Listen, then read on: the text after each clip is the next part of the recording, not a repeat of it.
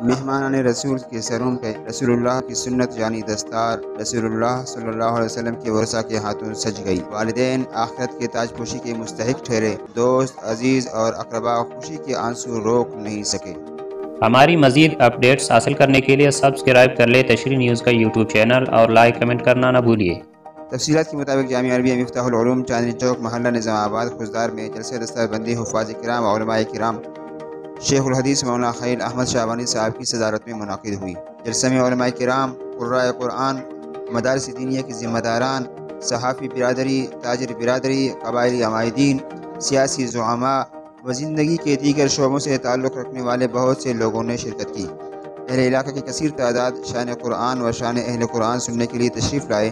شان قرآن سن کر شرکائے محفل جھومتے رہے۔ توحید باری تعالیٰ و رسالت محمدی صلی اللہ علیہ وسلم کے بیان سے ہر آنکھ اشک بار ہوئی۔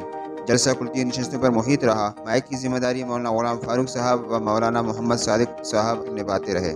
پہلی نشست کا آغاز تلاوت کلام باری تعالیٰ سے ہوا، بعد ازاں مہمان علماء و سیاسی زعماء کے بیانات کا سلسلہ شروع ہوا، جن میں جامعہ مدنیہ خضدار کے مدیر و نائب امیر جمعیت علماء اسلام ضلع خضدار مولانا مفتی عبدالقادر شعبانی، جامعہ اشاعت الاسلام خضدار کے محتمم و ناظم عمومی جمعیت علماء اسلام ضلع خضدار مولانا عنایت اللہ رودینی، جمعیت علماء اسلام ضلع خضدار کے ڈپٹی جنرل سیکرٹری ولیرہ غلام صفر موسیانی، جمعیت علماء اسلام کے ضلعی سرپرست سرخیل قلندرانی سردار علی محمد خان قلندرانی، شاعر محمد عیسیٰ مجاہد اور غازی عبدالرشید نے کلاموں سے شان مدارس و علماء طلباء کی مدح سرائی کی۔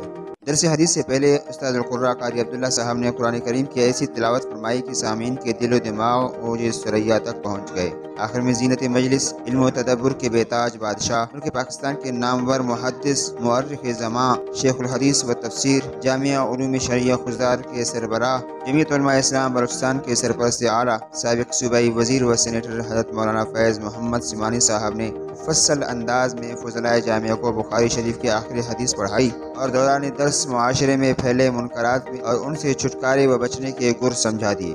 درس حدیث مکمل ہوتے ہی طلباء دورہ حدیث درس نظامی سے فارغ ہو کر علماء کی صف میں شامل ہوئے اور اولیاء اللہ کے ہاتھوں ان کے سروں پہ دستار نبوی سج گئی۔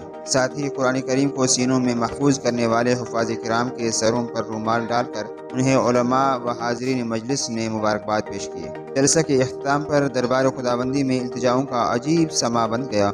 جلسہ کے انتظامات مولانا عبدالسلام، مولانا حسین احمد و دیگر جامعہ کے اساتذہ کرام آخر تک سنبھالتے رہے۔ رپورٹ محمد مردوئی، تشریح